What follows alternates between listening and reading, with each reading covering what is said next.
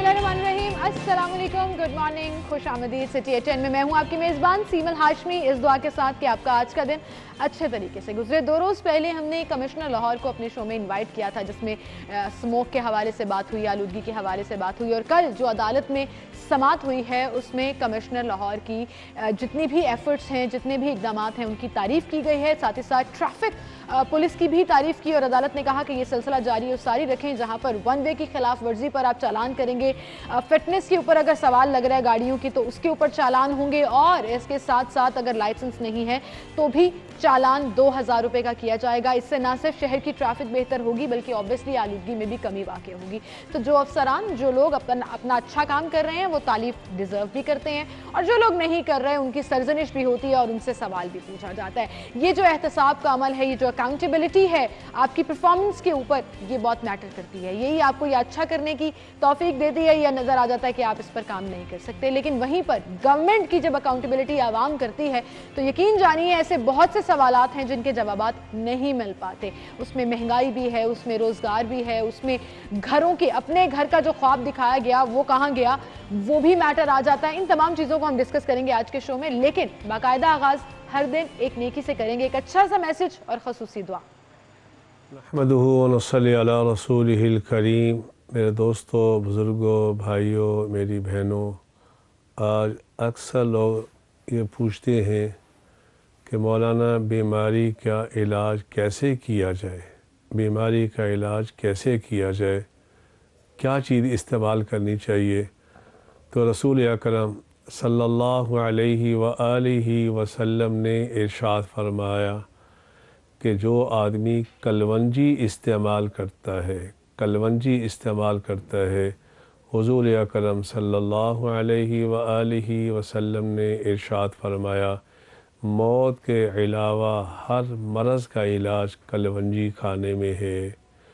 और मुझे एक और हदीस याद आ गई, रसूल अकरम सल्लल्लाहु अलैहि व आलिहि वसल्लम ने ये भी फरमाया जो आदमी सूरत फ़ातिहा पढ़ता है अल्लाह ने इसमें भी शिफा रखी है।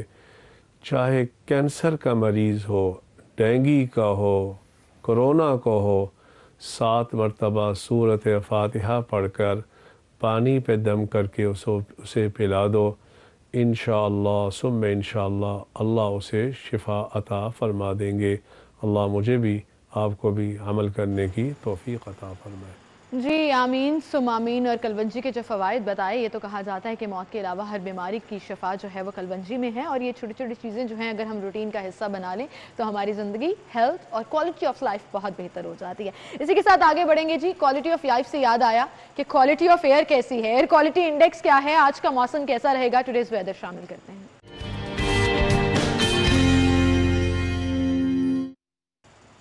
मायदा हमारे साथ है। मायदा बताइएगा शहर लाहौर का मौसम कैसा है? जी बिल्कुल, शहर के मौसम की अगर बात करें तो सुबह के औकात में सर्दी की शिद्दत में काफ़ी ज़्यादा इजाफा देखने में नज़र आता है, धुंध काफ़ी ज़्यादा देखने में नज़र आती है। जहां मौसम तब्दील हो रहा है तो दूसरी जानिब जो है एयर क्वालिटी इंडेक्स में कमी नज़र नहीं आ रही। आज भी शहर का एयर क्वालिटी इंडेक्स जो है वो 254 रिकॉर्ड किया गया है, जो शहरियों के लिए काफ़ी ज़्यादा ख़तरे का बायस है। जहाँ पर एयर क्वालिटी इंडेक्स रोज़ इसकी शरह में इजाफा देखने में नज़र आ रहा है, शहरियों को काफ़ी मुश्किलात का सामना है। शहरी जो है उनको आँखों की इन्फेक्शन, गले की बीमारियां, सांस की बीमारियां, नज़ला ज़ुकाम, ये सब बीमारियां देखने में नज़र आ रही हैं। वहीं पर माहिरीन की जानिब से जो है उनको एहतियाती तदाबीर जो है उसको ज़रूर अपनाना चाहिए। शहरी जब घर से बाहर निकलते हैं, ख़ास तौर पर मोटरसाइकिलों पर, रिक्शों पर सवार जो लोग हैं, शहरियों को इससे बचने के लिए जो है मास्क का इस्तेमाल, अपने आप को मास्क से कवर करके और ग्लासेस से कवर करके लाजमी एहतियाती तौर पर बाहर निकलें ताकि इनसे बचा जा सके। बारिशों की ताहाल प्रेडिक्शन अभी जाहिर नहीं की गई है। शहरियों का बारिश का शिद्दत से इंतज़ार है कि कब जो है बारिश का आगाज़ होगा, मौसम और तब्दील होता हुआ नज़र आएगा। तो दूसरी जानिब जो है एयर क्वालिटी इंडेक्स में भी कमी नज़र आएगी।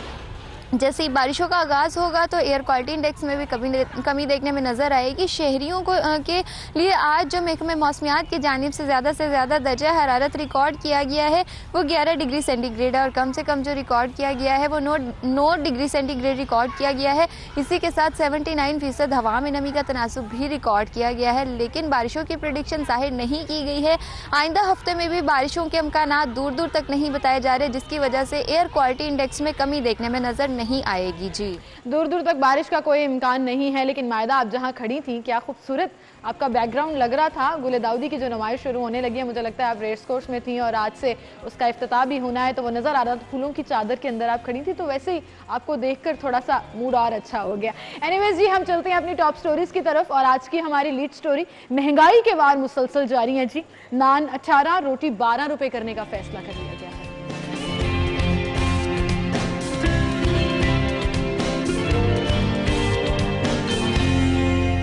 जनरल अस्पताल में अद्वियात की शदीद किल्लत, इंतजामिया उधार मांगकर गुजारा करने पर मजबूर।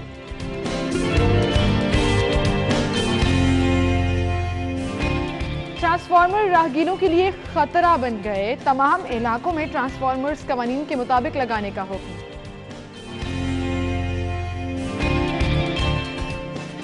नाकिस तफ्तीश से मुलजिम आजाद घूमने लगे, शहर में बढ़ते जराइम से लाहौरियों के साथ साथ लाहौर पुलिस भी पिसने लगी। ये थी हमारी टॉप स्टोरीज, इनको मैं डिस्कस करूंगी। हमारे साथ स्टूडियो में सीनियर रिपोर्टर दुरनया मौजूद हैं। अस्सलाम वालेकुम दुरनया, कैसे हैं दुरनया आप? जहां हम छोटी छोटी खुशियां ढूंढ लेते हैं कुछ अच्छी चीज़ों में, कुछ बेहतरी की तरफ, वहीं पर हालात कंट्रोल में नहीं आ पा रहे हैं और हमारी आज की लीड स्टोरी जो है वो भी इसी की एक निशानी है। नान 18 रुपये, रोटी 12 रुपये करने का फैसला कर लिया गया। आज अहम हंगामी इजलास तो होना ही है, लेकिन सिर्फ नान रोटी की बात नहीं है, दालें, दूध, सब्जियां, फल, हर चीज़ पहुंच से बाहर हो गई। और देखें, कल जो नोटिफिकेशन जारी हुआ है उसमें दूध दही की अगर कीमत देखें तो वो बहुत ही ज़्यादा परेशान कुन है। और इस तरह से सरकार का हथियार फेंकना इस ज़ख़ीरा अंदोज़ों के सामने, इस माफिया के सामने, और ये जो कीमतें बढ़ाते हैं अज़ खुद भी कीमतें बढ़ा के लोगों को मुश्किलात का शिकार करते हैं, उसके सामने हथियार डालना मेरा ख्याल है ज़िले इंतज़ामिया का कोई अच्छा अमल नहीं है।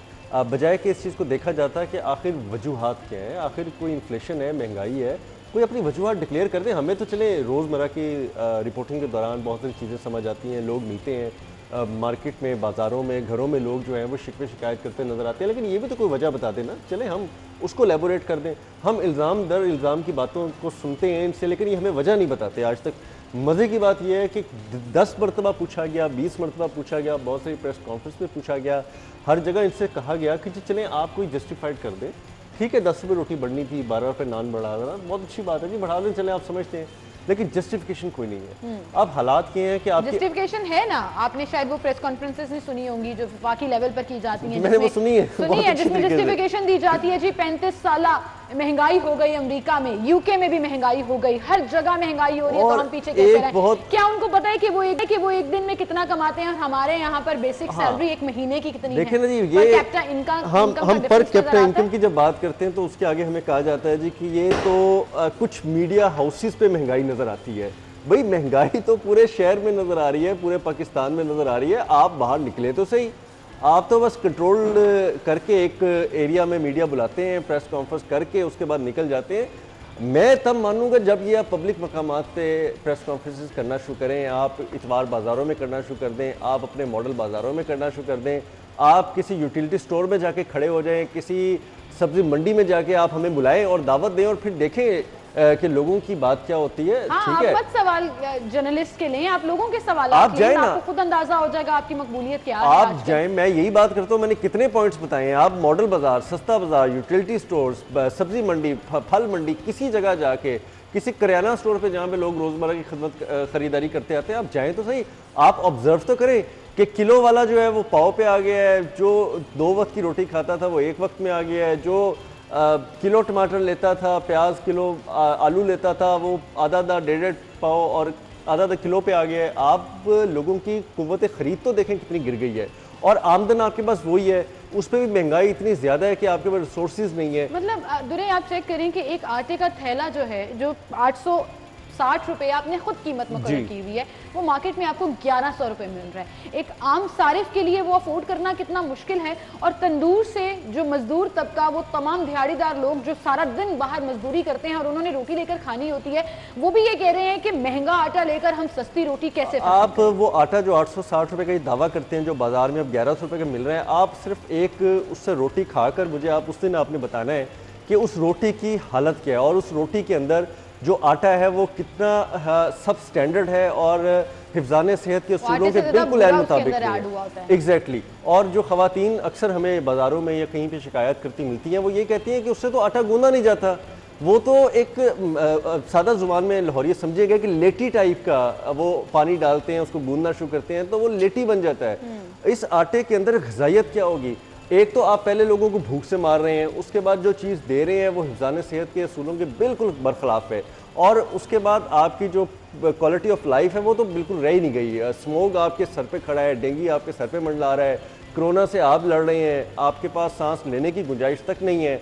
इंटरनेशनल जो फिगर्स हैं वो परेशान कुन हैं। वो कहते हैं जी कि एक दिन में अगर कोई लाहौरिया एक दिन लाहौर में गुजारता है तो वो 8 से 10 सिगरेट पीने के मुतरादिफ हो जाता है। ये लाहौर में रहने वालों की एवरेज लाइफ 5 से 6 साल कम हो गई है, ये माहिरीन कह रहे हैं। माहिरीन कह रहे हैं, हम नहीं कह रहे। हम तो सारा दिन इंटरनेशनल जरीदों को, इंटरनेशनल रिसर्च पेपर्स को, इंटरनेशनल जो बड़े बड़े जो जितने भी आपके रिसर्चर्स हैं उनको फॉलो करके, लेकिन आप तो मुहिब्बे वतनी नहीं शो कर रहे ना, आपको इंटरनेशनल जर्नल्स की पड़ी है, आपको इंटरनेशनल पब्लिकेशंस हमें मानते नहीं है ना। आप मिनिस्टर साहब की बात वो हमें मानते नहीं है। पिछले 2 साल से स्मॉग नहीं थी और अभी भी स्मॉग 10 दिन पहले तक तो वो यही कह रहे थे। वो भी नई खबर है, वो भी नई खबर है। मैं दफ्तर आ रहा था, मैंने अपने ही वो टीवी पे देखी है कि उनको भी तब्दील करने का फैसला हो गया है जी, कि उनका भी कलमदान जो है ना वो तब्दील कर रहे हैं। हमारे रिपोर्टर अली रामे की ये स्टोरी थी कि बाउल रिजवान जो है उनकी भी कलमदान महकमा मौलियात से लेने का फैसला हो गया। बहुत दफा ये भी कह चुके हैं कि शायद हम इत्तेहादी हैं इसलिए हमारी मिनिस्ट्री पे इतना फोकस नहीं किया जाता, ना फंड्स अब फोकस हो गया ना। देखिए उनको फंड्स देने की बजाय, उनकी मसले सुनने की बजाय उन्होंने कहा जी कि आप कलमदान वापस कर देगी।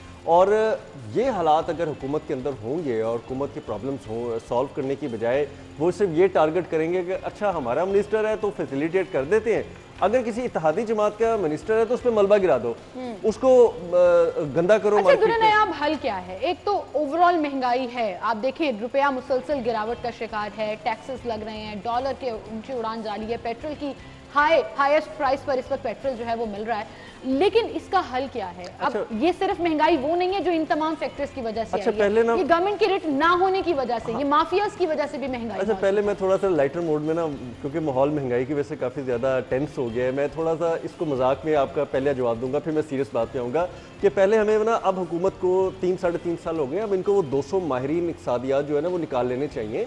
अब बहुत देर होती जा रही है और ये जो 1.5 साल रह गया ना, इसमें जो हमारे पास 200 एरिस्टोटल्स थे मौशियात के, इक़्तिसादियात के, उनको बाहर ले आए, उनको बताएं जी हाथ बड़े ख़राब हो गए हैं। अब सीरियस मोड पे सात पर्दे खोल दें, आप ये कहना चाह रहे हैं? अब सीरियस मोड पे आता हूँ। आपकी बात ठीक है कि रिट नहीं है हुकूमत की रिट ना होने की वजह से एक जो थड़े पे बैठा है, जो मामूली सब्जी बेच रहा है, जो सब्जी मंडी के अंदर बड़ा आड़ती बैठा है, जो थोक के हिसाब से सब्जियां बेच रहा है, एक मिसाल ले लें, वो हर बंदा इनके आउट ऑफ कंट्रोल हुआ हुआ है। इनके हालात से इनको समझ नहीं आता कि रेट कहाँ से निकलता है, कहाँ जाता है, और रेट किसने निकालना है। मुर्गी का रेट ले लें, दालों का रेट ले लें, आप सब्जी फलों का ले लें, आप दूध दही का ले लें। अब बजाय हुकूमत के ताबे हों, ये ताबे जो है ना ये उन लोगों की हो गए हैं और जो इन्फ्लेशन का सबब बन रहे हैं। तो जब सरकार का ये हालत होगी कि वो माफिया के ताबे होगा, वो माफिया की तरफ देख रहा होगा, वो जो कह रहे होंगे उनको मान रहा होगा, अवाम पे ज़बरदस्ती ठोंस रहा होगा। अब मुझे ऑनेस्टली लोगों ने, अब मुझे खुद भी ये लगता है कि शायद ये कसूर हमारा था कि पिछले 20-30 सालों में इतने करप्ट हुक्मरान जो है ना बकौल इनकी हुकूमत करके, क्योंकि उनके से तो कुछ होना नहीं। बिल्कुल। तो ये मेरी और आपकी जेब पे ये वही बात है, लेकिन ये किसी की साइड लेने वाली बात नहीं है। आप फैक्ट्स एंड फिगर्स का खुद कंपैरिजन कर लें कि उस दौर में बिजली के यूनिट से लेकर आटा चीनी पर केजी कितने का था और अभी आकर हालात क्या हो गए हैं कि गवर्नमेंट क्या कीमत तय करती है और मार्केट में मिलता किस प्राइस पर, वक्त गुजरता जा रहा है। और ये जो एक चीज आगे चली जाती है कीमतें, वो कभी वापस होते हुए तो हमने नहीं देखा, लेकिन यहाँ पर भी फुल स्टॉप लग जाए तो शायद जिंदगी थोड़ी बेहतर हो जाए। लेकिन ये मुसलसल ऊपर जो जाता जा रहा है ग्राफ, ये कंट्रोल से बाहर हो रहा है। एनीवेज जी, हम गुफ्तगू का सिलसिला आगे बढ़ाएंगे। Welcome back. एक बार फिर से आपको खुशामदीद कहेंगे। अगली खबर की तरफ चलेंगे जी। जनरल अस्पताल में अद्वियात की शदीद किल्लत पैदा हो गई है। बद इंतजामी अपने अरूज पर है, अगर ये कहें तो गलत नहीं होगा। अद्वियात की खरीदारी का अमल इल्तवा का शिकार है, मरीजों का कोई पुरसाने हाल नहीं, और ये लाहौर के one of the biggest hospital का हाल। अच्छा, ये भी पता नहीं किस मजबूरी में ये एडमिनिस्ट्रेशन ने डिसीजन लिया होगा कि हम किसी और अस्पताल से दवाइयाँ मांग लें, क्योंकि लोकल परचेज तो हो नहीं रही, और इनके पास इतने वसाइल होने के बावजूद भी, आपके फ़ंड्स होने के बावजूद वो फ़ंड्स कहाँ जा रहे हैं, वो कहाँ डाइवर्ट हो रहे हैं, किसी को कोई मालूम नहीं है। अब एक एमएस को अस्पताल चलाने के लिए अगर किसी और अस्पताल से वक्ती तौर पे उधार दवाइयाँ मांगनी पड़ जाएँ तो इससे ज़्यादा बदनज़मी और बदइंतज़ामी की क्या मिसाल है। और मैं ये भी दावे के साथ कह सकता हूँ फिर भी कोई आम मरीज़ जो है वो अस्पताल जाएगा तो उसको सारी चीज़ें प्रॉपर नहीं मिलेंगी। मैं जाहिद शोर साहब की कल ही खबर सुन रहा था जिसमें वो कह रहे थे कि अब तो आपके पास सिरिंज खरीदने के पैसे भी हॉस्पिटल के पास नहीं है, वो आपको पर्ची देते हैं कि जाकर बाहर से ले आएं। आप जाएं जी, वो 15-20 रुपए की सिरिंज भी आप बाहर से लाते हैं और अपना इंजेक्शन लगवाते हैं और सारी चीज़ें करते हैं। पैराडोल तक की गोली बार से मंगवाई जाती है। इसके बाद इतनी सस्ती तरीन जो अब इनकी लिस्ट में रह गई हैं अशिया, उसके अगर वो भी नहीं मिल रही तो फिर इलाज कहाँ है।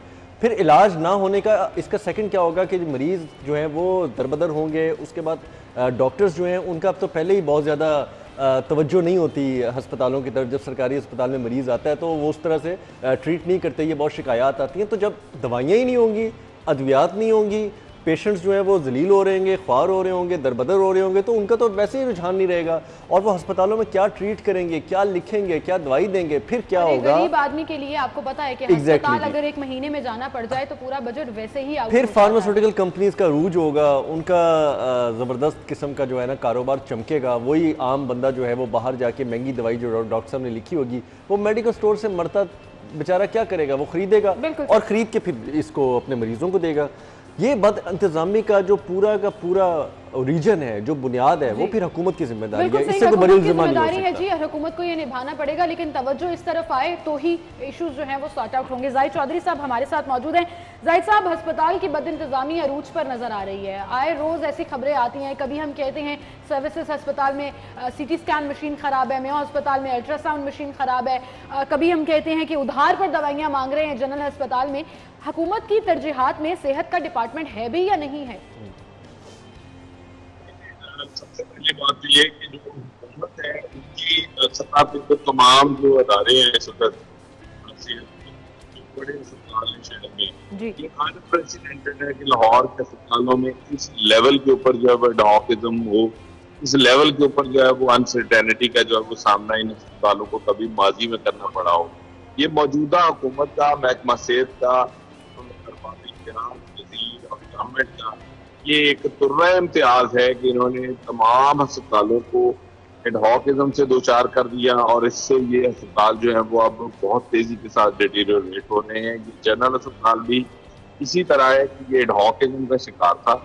इसमें कोई परमानेंट जो है वो किसी को रेगुलर MS नहीं लगाया गया, कोई परमानेंट जो है वो अपॉइंटमेंट्स नहीं हुई थी, जिसकी वजह से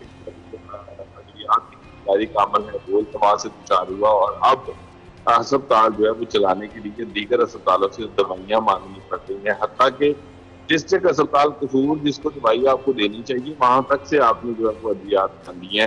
ये मांगे तांगे से जो है वो अस्पताल चलाने की कोशिश हो रही है और लोकल परचेज जो है वो अस्पताल इंतजामिया ने बंद कर रखी है। लेकिन अब ये इस मांगे तांगे से जो है वो अस्पताल चल नहीं पा रहा और मरीज जो है वो बेजार से। अच्छा जाहिद चौधरी साहब, आपने बड़ा ज़बरदस्त पॉइंट रेज किया कि कोई परमानेंट MS नहीं है, एडहॉकिज्म का शिकार हो रहे हैं तमाम अस्पताल। ये कहिएगा शहर में कितने अस्पताल हैं जहां पर हमने आपकी वो स्टोरी डिस्कस की थी कि MS तैनात नहीं है, लीडरशिप ही नहीं है, कोई परमानेंट लीडरशिप ही नहीं है हॉस्पिटल की कि उसको एडमिनिस्ट्रेटिव पॉइंट ऑफ व्यू से रन कैसे करना है। कितने हॉस्पिटल हैं जो इस चीज़ का शिकार हैं? देखें, जो मौजूदा हुकूमत का जो तब्दीली सरकार का और जिसका राग लाते हुए जो है वो थकते नहीं है सूबाई वज़ीर सेहत समेत तमाम और बाबी इख्तियार कि हम जो है वो MTI एक्ट के तहत अस्पतालों को ठीक करेंगे। ये इस निजकारी के कानून का जो है वो लाहौर में इतलाक किया गया एशिया की सबसे बड़े इलाजगाह जो अस्पताल के ऊपर। और हालत ये है कि जब से उसके ऊपर जो है वो इसका इतलाक किया गया तब से ना वहाँ पे कोई चीफ एग्जीक्यूटिव परमानेंट है, ना वहाँ पे जो है वो मेडिकल डायरेक्टर जो है वो परमानेंट है, कोई MS वहाँ पे मौजूद नहीं है, कोई वहाँ पे जो है वो इंतजामी सरबराह नहीं है इस वक्त अस्पताल का। और न्यू हॉस्पिटल जैसी इलाजगाह जो आधे से ज्यादा सूबे को केटर करती है वो इस वक्त जो है वो बद इंतजामी से दो चार है। उससे बिल्कुल साथ वो हिक्का गंगाराम अस्पताल जिसे अपनी जो है वो मादरे इल्मी होने के साथ साथ जो है वो अपना होम टाउन समझती है सूबाई वज़ीर सेहत, उसकी हालत आप देख लें, वहाँ भी MS ही कोई नहीं है।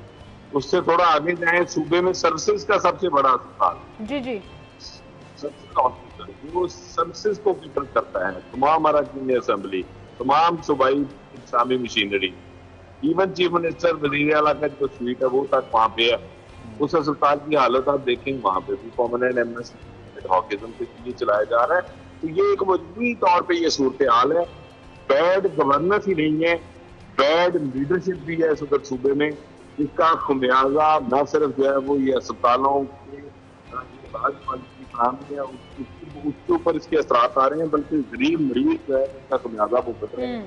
तमाम जिसका मुजाहरा महकमा स्पेशलाइज हेल्थ केयर में, महकमा प्राइमरी और सेकेंडरी हेल्थ में, और जो प्रोविंशियल लेवल के ऊपर जो मिनिस्ट्रियल लेवल है उसके ऊपर जो है वो जो किया जा रहा है, और उसका सारा का सारा जो एंड यूजर जो है वो उसका जो है वो खुमियाजा भुगत रहे हैं। बिल्कुल ठीक, बहुत शुक्रिया जाहिद चौधरी साहब, आप हमारे साथ मौजूद थे। दुरनायाब उन्होंने बड़ी ज़बरदस्त बात की है कि लीडरशिप का फुकदान नजर आता है। मेरा एक छोटा सा सवाल मैं चाहूँगी आप उसका जवाब दे दें।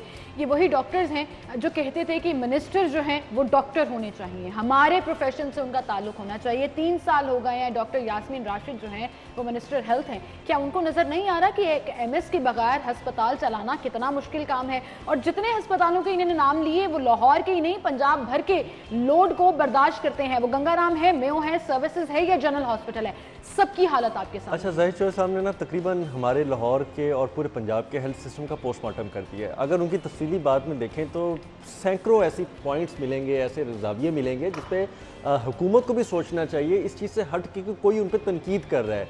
ये तमाम वो बातें हैं जो इस वक्त लाहौर में हो रही हैं। आपके तमाम हॉस्पिटल्स इस वक्त बुनियादी इंफ्रास्ट्रक्चर से तो तकरीबन महरूम दिखाई, लोकल परचेज बंद होने से अब अद्वियात से भी महरूम दिखाई देते हैं। एडमिनिस्ट्रेशन ना होने से आपकी जितनी भी MS साहिबान है उनकी परमानेंट ना होने से एडहॉकिज्म का शिकार दिखाई देते हैं। और जब कोई बंदा परमानेंट बैठेगा ही नहीं तो वो अस्पताल की इंतजामिया में या दिलचस्पी क्या लेगा? उसके स्टेक पे कुछ है ही नहीं, उसकी जिम्मेदारी कुछ नहीं है, लिया जाएगा, ना उससे जवाब दिया जाएगा।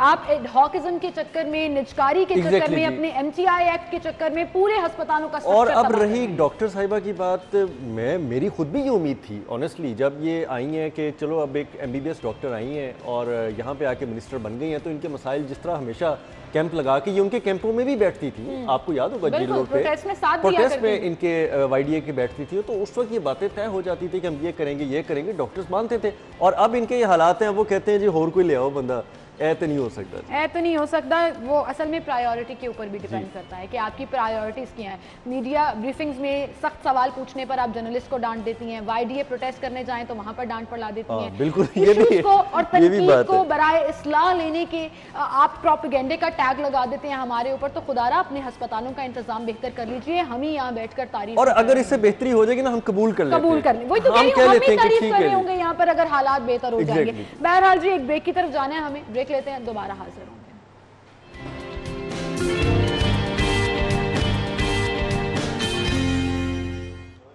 वेलकम बैक, एक बार फिर से आपको खुशामदीद कहेंगे। नाज़रीन खबरदार, होशियार, क्योंकि वो जिसे कहते हैं ना आप ही अपने वारिस हैं। यहाँ इंतज़ामिया सिस्टम कहीं पर भी आपको कोई सपोर्ट नहीं है, कहीं पर भी कोई आपको तहफ़्फ़ुज़ नहीं है। और ये मैं बात बड़े दावे से, बड़े वसूख से कह रही हूँ। और इस तरह की बात तब निकलती है जब हादसा पेश आना शुरू हो जाते हैं। पिछले दिनों आपको याद होगा इचरा बाजार में एक ट्रांसफार्मर गिरा जिसमें एक खातून जाँ बहक हो गई थी और बाजार, भरे बाजार में, गुंजान आबाद बाजार में एकदम से वो नीचे गिर गया। किसकी जिम्मेदारी थी, कौन जवाबदेह था, अब तक कुछ उसका तायुन नहीं हो सका। हाँ, मुतल्लिका जो डिवीज़न थी वहाँ के कुछ अफसरान को मुअत्तल कर दिया, महकमाना कार्रवाई कर दी जाएगी, इन्वेस्टिगेशन चल रही हैं, लेकिन वो ज़िंदगी तो वापस नहीं आएगी। और यही हाल है जी पूरे शहर का भी।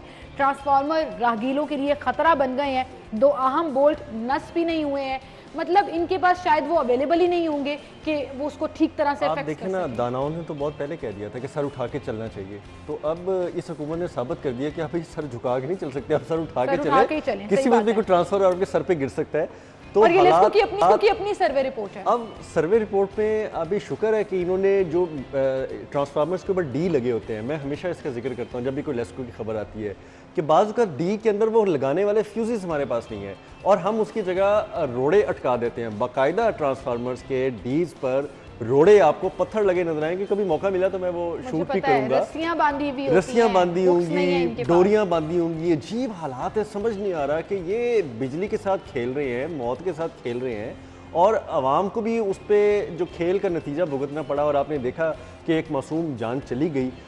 एक घर की जो खातून थी वो अपने बच्चों की जो माँ थी वो जाँ बहक हुई है। तो ये मामला, इसकी जिम्मेदारी बराए रास्त मैं समझता हूँ रियासत पे आती है, रियासत इसकी जिम्मेदारी उठाए। ये मेरी और आपकी जिम्मेदारी नहीं है, ये किसी एक SDO की जिम्मेदारी नहीं है, ये उस तमाम मफलूज निज़ाम की जिम्मेदारी है जिसको बेहतर करने की कसम आपने खाई थी, जिसको बेहतर करने के लिए 1 साल मांगा था और वोट लेके आप आए थे। आज आप कहते हैं कि जिम्मेदारी नहीं है। कौन सी ट्रांसमिशन लाइंस इन्होंने तब्दील की हैं, कौन सी बिजली के तारे हैं जो इन्होंने अंडरग्राउंड करने का प्रोजेक्ट बनाया हो, कहां पर इन्होंने एक्चुअली अपने ट्रांसफार्मर्स की हेल्थ चेक की हो, उनकी कंडीशंस चेक की हो कि किस तरह से वो नस्ब है। और जो ये रिपोर्ट आई है, आप देखिए 2-4 दिन गुजरने दीजिए, ये भी आई गई हो जाएगी बात, और इसके ऊपर भी कोई काम नहीं किया। अच्छा, मैंने ये पॉइंट पहले भी रेस किया कि लेस्को के अंदर 2 धड़े हैं। एक वो धड़ा है जो रिसर्च पे काम करता है, प्लानिंग पे काम करता है और कंस्ट्रक्शन के कुछ उसके मंसूबे ज़ेन में होती हैं। एक वो धड़ा है जो बाहर मीटर रीडर है, जो पैसे लेता है, लोगों के मीटरों के साथ 2 नंबरियां करता है, उसके बाद पॉइंट्स डाल देता है, और जब उनकी शिकायत रिसर्च और इन्वेस्टिगेशन डिवीजन के लेस्को में जाती है तो वो अपने पेटी भाई के खिलाफ हो जाती है। वो कहते हैं जी ये तो बड़ा जो जुल्म हो रहा है साढ़े होते हैं, लेकिन ये जुल्म जो है किसी भी इदारे में विजिलेंसी के लिए बहुत ज़रूरी है। आप अगर विजिलेंट नहीं होंगे, अपने कोलीग्स को बचाएंगे, अपने सबॉर्डिनेट्स को बचाएंगे, इन जैसे मीटर रीडरों को बचाएंगे जो पैसे लेके लोगों का इस्तेहसाल करते हैं, तो फिर इस तरह के वाकयात रोनमा होंगे। आपने अगर दुरे इसमें वही बात फिर आ जाती है कि शायद लगता है हम रिपीट कर रहे हैं, लीडरशिप का फुकदान नजर आता है। कोई पूछने वाला नहीं है, कोई जवाब लेने वाला नहीं है, कोई बताने वाला नहीं है। हालात तो ये है ना कि हर डिपार्टमेंट शुतरे बेमुहार की तरह अपनी अपनी मर्जी से चल रहे हैं। वो चाहे डिस्ट्रिक्ट इंतजामिया है, वो लेस्को है, वो बाकी डिपार्टमेंट्स का हाल देखें, जिसका जो दिल करता है वो कर रहा है, जो दिल करता है वो नहीं कर रहा है। अच्छा, पहले ये होता था कि आप अगर रिस्पॉन्स नहीं करते थे ना, आपको कोई गलती लगी, आपने मुतलका SPO को कहा, एक्सचेंज को कहा, डायरेक्टर को, किसी ने नहीं सुना। आप MD के पास चले गए, आप चीफ एग्जीक्यूटिव के पास चले गए, तो कोई ना कोई पकड़ के एक आध बंदे को मिसाल बना देता था, और उसके बाद बहुत सारी सब डिवीजन कुछ दिनों तक थोड़े परफॉर्म करती, लोगों की शिकायत सुनती नजर आती थी। अब तो वो चक्कर भी नहीं रहा। अब तो आप किसी के पास चले जाएं, आप किसी को अपने दिल की कोई दर्द सुनाने चले जाएं, कोई दाद रसी के लिए चले जाएं, आपको कोई नहीं सुनता। और जब आप लोगों को नहीं सुनते तो उनके अंदर गुस्सा, एग्रेशन जो है वो पैदा होता है, और फिर उसका वो कहीं ना कहीं गुस्सा निकालते नजर आते हैं।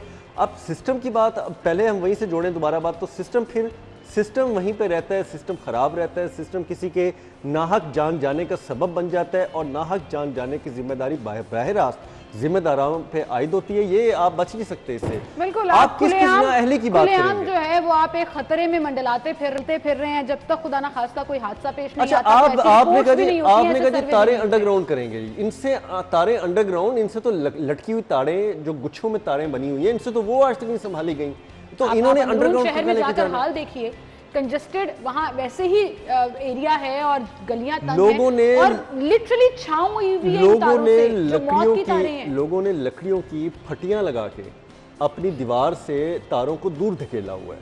लोगों ने अपने आसरे करके ना तारों को थोड़ा बिल्डिंग लाइन से पीछे धकेला हुआ है कि कहीं ये इधर टकरा ना जाए, जो लेस्को का काम और आप यकीन जानिए कि अगर इस इशू को, इस प्लानिंग को वो टेकअप कर लेते हैं, तारे अंडरग्राउंड करने से लेकर ट्रांसफार्मर्स की कंडीशन चेक करने तक, तो इनके अपने लिए बेहतर होगा। बिजली लाइन लॉसेस कम हो जाएंगे, बिजली चोरी के वाकयात कम हो जाएंगे, जो लोग कुंडा डाल लेते हैं उसमें कमी वाकया हो जाएगी। इनके अपने लोग जो जख्मी हो जाते हैं, करंट लग जाता है, जान भाग हो जाते हैं, उन पे काफी हद तक कमी आएगी। लेकिन फोकस नहीं है जी, फोकस और बहुत सी चीज़ों पर है जो अपेरेंटली हमें उस तरह से नज़र नहीं आता, क्योंकि वज़ीर आज़म साहब तो कहते हैं पंजाब में बड़ा काम हो रहा है और पंजाब की क़यादत जो है वो बड़े ज़बरदस्त तरीके से परफॉर्म कर रही है।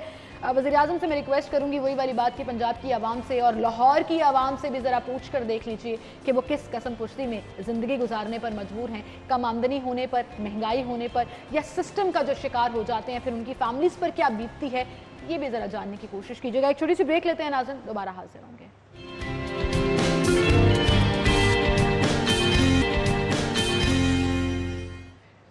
Welcome back. और अब ज़रा सिस्टम की जब हम बात कर रहे थे तो पुलिस डिपार्टमेंट की भी बात कर लेते हैं, जहां पर सैकड़ों लाखों लोग इंसाफ के लिए देखते हैं, लेकिन ना मैन पावर है, ना रिसोर्सेज हैं, और केसेस इल्तवा का शिकार हो जाते हैं। केसेस ज़्यादा हैं जी, नफरी कम है। अब डिसीजन ये लिया गया है, काबिज पुलिस अफसरान को इन्वेस्टिगेशन विंग भिजवाया जाएगा ताकि स्पीडी इन्वेस्टिगेशन जो है वो हो सके। जी बिल्कुल जी, तवज्जो देने की बात है। आपने बिल्कुल ठीक कहा कि जब तवज्जो नहीं होगी ना, तो आप कोई भी केस जो है वो कंपाइल नहीं कर सकते, उसके नतीजे पे नहीं पहुंच सकते, और इन्वेस्टिगेशन अब बड़ा बारीक बीनी का काम है।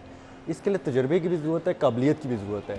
ये वो नहीं है कि आप 2-4 बंदे बुलाएं, उनको वही ड्राइंग रूम कल्चर में आपको पता है एक 3rd डिग्री दें और उसके बाद वो हर चीज़ बोलना शुरू कर देगा। या तो 3rd डिग्री दें या पंचायत लगा कर आप देखें ना, इसमें बहुत सारे केसेस हैं। लाहौर शहर के अंदर ज़्यादातर अंधे कत्ल के इक़दाम हो रहे हैं। आपके पास दोहरे तेहरे कत्ल आ रहे हैं और अंधे जो कत्ल होते हैं जिनके पास कोई लीड नहीं होती, उस पर काबिलियत आपकी दाद देती है। ये नहीं हो सकता कि हम सारे किसी घर में ऐसा वाक़या हो तो पहले सारे घर वालों को उठा लें, उसके बाद पूरे मोहल्लेदारों को उठा लें और उसके बाद 3rd डिग्री दे दें कि कोई ना कोई एक मान जाएगा। इसमें थोड़ा सा तजुर्बाकारी की बात ये होती है कि आप काबिलियत के साथ मुख्तलिफ पहलुओं पर गौर करते हैं, और जब आप पहलुओं पर गौर करते हैं ना, तो उसके लिए हमारे जो पुलिस अफसरान हैं, माजरे के साथ बहुत सारे ऐसे हैं जिनके अंदर अब टेम्परामेंट नहीं है, उनके अंदर पढ़ने की, अपनी इस्लाह करने की अब कोई गुंजाइश ही नहीं रह गई, और वो ना ठीक होना चाहते हैं। वो सिस्टम में आते हैं और बस मार धाड़ के प्रोग्राम पे होते हैं। कोई साहिल आ जाए तो वो भी मुजरमों की तरह ट्रीट हो रहा होता है, कोई मुजरम आ जाए तो उसका तो खैर बहुत ही बुरा हाल हो जाता है। तो ये वाक़यात होना अब हम लोगों को थानों तक अपनी शिकायत लेके जाने से कतराने लगे हैं। ज़िम्मेदार बंदा, शरीफ आदमी जो है वो अब कतराता है, वो अपनी जो भी मसाइल होते हैं उनको दबाई रखता है। दबाने से क्या होता है कि आपके माशरे में बहुत मज़ीद बिगाड़ पैदा होता है, आपके माशरे में वही केसेस जो है वो ज़्यादा होने शुरू हो जाते हैं। आप जब आवाज़ नहीं उठाएंगे, उसको रिपोर्ट नहीं करेंगे, पुलिस उस पर एक्शन नहीं लेगी, तो क्राइम कैसे रुकेगा? तो ये चेन टूट जाती है। अच्छा, ये चेन तो टूट जाती है। आप जो ये बात कर रहे थे उससे मेरे जहन में एक बात आई कि हम हर चीज़ को कंपेयर करना शुरू हो जाते हैं डेवलप्ड कंट्री से, वो चाहे अमेरिका है, वो चाहे यूके है। अब वहाँ पर law and rule of law दोनों के लिए है, सिर्फ उन लोगों के लिए नहीं जो एक्यूज्ड हैं, पुलिस के लिए भी है। There are a lot of things जो पुलिस नहीं कर सकती है। पुलिस पूछ नहीं सकती है, टॉर्चर नहीं कर सकती है, उठा के नहीं ला सकती है विदाउट एविडेंस। और अगर आप किसी को बुला रहे हैं फॉर हियरिंग, आपने अपने लॉयर को भेज दिया तो खुद भी प्रेजेंट होने की जरूरत नहीं होती। यहाँ पे क्या होता है, एफआईआर में नामजद नहीं किया और वही वाली आपके बाद घर पहुंच जाते हैं, चलो जी पूरे खानदान को उठा के थाने ले और उसके बाद देखेंगे। अच्छा, वहाँ पे एक और भी बड़ा ज़बरदस्त इकदाम होता है कि अगर आपके पास सबूत है ना, तो फिर आपको कोई पुलिस के हिरासत में जाने से रोक नहीं सकता। आप चाहे जितने ताकतवर रहें और जितने भी आप बाअसर हैं, ये बात की होगी। लेकिन अगर आपके पुलिस अफसर के पास, इन्वेस्टिगेशन अफसर के पास आपके खिलाफ काफ़ी सबूत हैं, तो वो सिर्फ अपने सीनियर को बताएगा और उसके बाद आप अंदर होगे। तो ये सिस्टम की बहुत ज़्यादा मुनज़्ज़म करने की ज़रूरत है। और ये कोई डेवलप कंपनी, ये ऐसी बात नहीं है कि जी हमारे अरबों के ज़खायर हैं, हम बड़ी डेवलप कंट्री हैं तो हमारे पास ये सिस्टम प्लान की बात है। ये सिस्टम प्लान की बात है, एक सिस्टम हो, सिस्टम को बाईपास न करें। लेकिन अनफॉर्चुनेटली जब सिस्टम बनता है तो हम इस सिस्टम को बाईपास कर देते हैं। हम खुद भी ऑब्वियसली पुलिस अफसरान बड़े-बड़े सिस्टम को बाईपास करते हैं, सिफारिशें करते हैं। जी, हालात बेहतर हो रहे हैं दुरे। इस खबर से तो मुझे थोड़ी सी उम्मीद नजर आई है कि कुछ बेहतरी आएगी। अफसरान की प्रॉब्लम्स को भी समझा जा रहा है, चैलेंजेस को भी समझा जा रहा है, और इतनी बड़ी तादाद में अगर सालाना बेसिस पर केसेस आते हैं तो ज्यादा लोग लगाने की जरूरत है और काबिल अफसरान को ट्रांसफर भी किया जा रहा है, which is a good thing. इसी के साथ हम अगली खबर की तरफ चलेंगे। जी, खाना पकाने के औकात में कहा था गैस आ जाएगी, 3 टाइम की जो गोली दी गई थी वो खाना पकाने के औकात ही थी। लेकिन शहर में ऐसे बहुत से एरियाज हैं जहां पर इन टाइमिंग्स में भी गैस प्रेशर ना होने। आप भी कमाल करती हैं, किन की बातों में आती हैं। ये तो जो कहते हैं वो होता नहीं है, जो हो जाए वो इन्होंने कहा नहीं होता, और जो अच्छा खासा चल रहा हो वो सिस्टम बिगड़ जाता है। ये तो मैं समझता हूँ कि ये कोई हिसाब किताब लगाने वाली बात है कि आखिर ऐसा क्यों हो रहा है। ये सोचना चाहिए इन तमाम मिनिस्टर्स को, हमारी तमाम गवर्नमेंट के बंदों को, कि जो कहा जा रहा है वो क्यों नहीं हो रहा। अब अगर मैं ये कहूँ कि इनकी बातों पे और इनके कहे हुए दावों पे हमारा सिस्टम सपोर्ट करने को तैयार नहीं है, हमारे जो अफसरान हैं वो अपनी नाअहली छुपा कर इन पर मलबा डाल के वो काम करने को तैयार नहीं है, वो सिस्टम के अंदर अपनी एफर्ट पुट करने को तैयार नहीं है, तो मेरा ख्याल है कोई इसमें गैर मुनासिब बात नहीं होगी। ये सिर्फ फॉर द टाइमिंग बात नहीं होती है, ये असल में होता है कि आपने लॉन्ग टर्म प्लानिंग किया है। ये वो तमाम एरियाज हैं जहाँ पर वही सीधा लाइंस बिछी हुई हैं जो गैस लेकर जा रही है, वही पुराने टर्मिनल्स हैं जिससे गैस फराहम की जा रही है। वो मक्खनपुरा, घोड़ेशाह, बेगमपुरा का इलाका है, कल लोग प्रोटेस्ट करते रहे, गुंजानाबाद इलाके हैं और वहाँ पर गैस। अच्छा, आपकी रेवेन्यू बड़ा बेहतरीन तरीके से कवर होते हैं। आपके लेस्को के बिल मैं नहीं समझता कोई ना देता हो जानबूझ के कि ठीक है जी देखी जाएगी, आपके सुई गैस, बिजली, ये सारी चीज़ें आती हैं, लेकिन आप उसकी रिपेयर मेंटेनेंस नहीं करते, जिसकी वजह से आपको ये फेस करना पड़ता है। बिल्कुल, आपको ये फेस करना पड़ता है। बिल्कुल सही कहा आपने दुर्रा नयाब। और इसी के साथ दुर्रा नयाब, आपका बहुत शुक्रिया, आप हमारे साथ मौजूद थे। नाज़रीन, हम चलते हैं एक ब्रेक की तरफ, ब्रेक के बाद दोबारा हाजिर होंगे, हमारे साथ रहिए।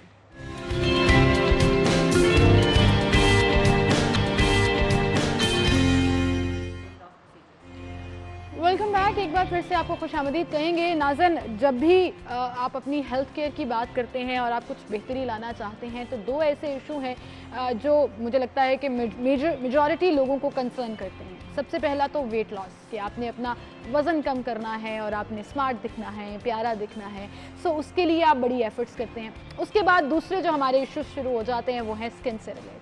अब वो स्किन से रिलेटेड एक बड़ी लिस्ट है जो हमें कंसर्न करती है, लेकिन अगर हम उसको वेट लॉस के साथ ही मैच करें तो आप जब वेट लॉस कर लेते हैं उसके बाद आपकी स्किन लटक जाती है। ये जिसे कहते हैं ना largest and biggest organ of your body है, लेकिन चूंकि वो स्ट्रेच हुआ होता है और जैसे जैसे फैट्स पिघलते हैं तो वो स्किन लटकना शुरू हो जाती है। वो मेनली लोगों के डबल चिन की सूरत में आ जाता है, वो आपकी बाजुओं के ऊपर होता है, आपकी थाइज, लेग्स, कहीं पर भी जहाँ भी फैट ज़्यादा है, पेट के ऊपर बहुत ज़्यादा लोगों की स्किन लटक जाती है। तो उसके लिए इलाज क्या मुमकिन है? सर्जरी से हम डरते हैं जी, तो नॉन सर्जिकल प्रोसीजर्स कौन कौन से अवेलेबल हैं जिनसे आप बेहतरी ला सकते हैं, और वेट लॉस में आपको मदद कौन कौन सी चीज़ें करेंगी, ये तमाम टिप्स, ये तमाम चीज़ें जो हैं वो आज हम डिस्कस करने जा रहे हैं और आपको बताएंगे। हमारे साथ स्टूडियो में डर्मेटोलॉजिस्ट, कॉस्मेटोलॉजिस्ट और one of the biggest name in the city doctor Azeem Jahangir मौजूद हैं। उन्हें हम खुशामदीद कहेंगे। अस्सलाम वालेकुम डॉक्टर साहब, थैंक यू सो मच आपकी तशरीफ आवरी के लिए। और हमारे साथ dermatologist and special dermatology surgery और वेट लॉस में आपको कैसे हेल्प करेंगी, क्या क्या टिप्स उनके पास मौजूद हैं, डॉक्टर आमना राज मौजूद हैं, उन्हें भी हम खुशामदीद कहेंगे। अस्सलाम वालेकुम जी, थैंक यू सो मच आपकी तशरीफ आवरी के लिए।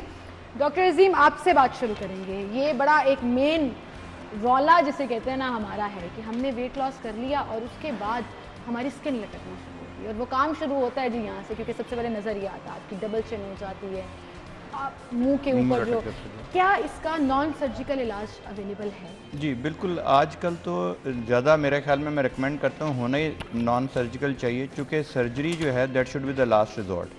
तो जो सबसे आसान काम है, अगर थोड़ी सी जल्द लटके तो उसमें सबसे आसान काम है जिसे हम रेडियो फ्रीक्वेंसी बोलते हैं, रेडियाज एक टेक्निक है उसको बोलते हैं। तो उससे जल्द की जो निचले वाली लेयर है वो किसी हद तक हीट हो जाती है और वो सुकड़ जाती है हीट होकर।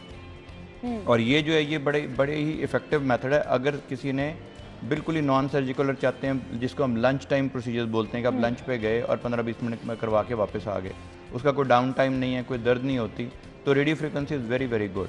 लेकिन अगर उससे ज़्यादा जल्द लटक जाए तो जो दूसरी ऑप्शन होती है वो ये होती है कि हम उसको एक ट्रीटमेंट, जिसको हम हाई फूड ट्रीटमेंट बोलते हैं, highly intense focused ultrasound. Ultrasound आपकी जल्द की नीचे वाली लेयर में जाके उसको सुकेट देता है और उसको टाइट कर देता है, और वो तकरीबन एक दफ़ा जब आप ट्रीटमेंट करवा लें तो 3 महीने तक हमें दोबारा ट्रीटमेंट की ज़रूरत नहीं पड़ती, लेकिन वो रिपीट करना और वो रिपीट करना पड़ता है। लेकिन अपने आप को मेंटेन करने के लिए ना सबसे आसान काम ये है कि बजाय इसके कि आप बहुत बड़ी सर्जरी करवा के बैठ जाएं, जिसके साइड इफेक्ट्स भी ज़्यादा हैं। साइड इफेक्ट्स भी हैं। मैंने बहुत सारे अच्छे लोगों को देखा है जो कि बड़े दुनिया के बेहतरीन सर्जन से सर्जरी करवाई, लेकिन उसमें कोई नर्व डैमेज हो गया जो कैसी, तो उससे पहले हमारे पास बजाय आखिरी स्टेज पे जाने के, और उसमें थोड़ी सी जल्द भी ज़्यादा खिंच जाती है, तो शुरू में ज़रा नेचुरल भी लगती है फेस लिफ्ट के बाद, लेकिन अच्छी तरह अगर फेस लिफ्ट आजकल किया जाए, जिस तरह की लेटेस्ट टेक्निक्स हैं, उससे इतनी बुरी नहीं लगती। तो हाईफू किया जा सकता है, और अगर हाईफू से भी काम न चले तो फिर हम उसमें थ्रेड लिफ्ट कर सकते हैं कि धागे होते हैं जो कि हम जल्द के नीचे डाल देते हैं, और वो जिस तरह बार्ब्ड वायर होती है, जिस तरह खारदार